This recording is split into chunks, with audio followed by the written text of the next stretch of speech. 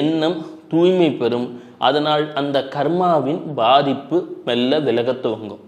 இவர் தினமும் அதுபோல பாகவதத்தை படிக்க துவங்குகிறார். எங்கே படிக்க துவங்குகிறார்? மல்லிசேரியில் உள்ள கணபதியிடம் படிக்க துவங்குகிறார். அந்த கிராமத்தில் இருக்கக்கூடிய விநாயகர்கிட்ட.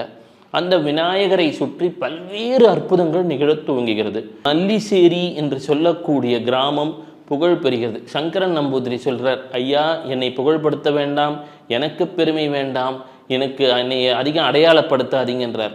ஒரு விஷயத்தை அடையாளப்படுத்தாதே என்று சொல்லிவிட்டாலே அங்கே பெரும் கூட்டம் கூடிவிடும். ஊரெங்கும் கூட்டம் கூடுகிறது. மல்லிசேரி கிராமமே ஆங்காங்கே அனைவரும் விநாயகனை காணுவதற்காக, அந்த தும்பிக்கையானை போற்றுவதற்காக தேடி வருகிறார்கள்.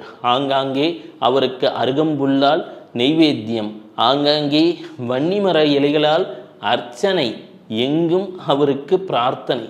விநாயகன் எளிமையாக வசப்படுபவன், உடனே பலனை தருபவன், வாழ்க்கையிலே பலருக்கும் முன்னேற்றம். மல்லிசேரி கணபதி தினமும் அங்கே பாகவதம் படிப்பதை நிறுத்தவே இல்லை.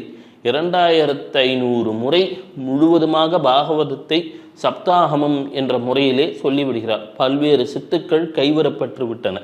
அது இது அப்படி இப்படின்னு எப்படி பார்த்தாலும் இதுதான் ஹிட்டான ஆஃபர்.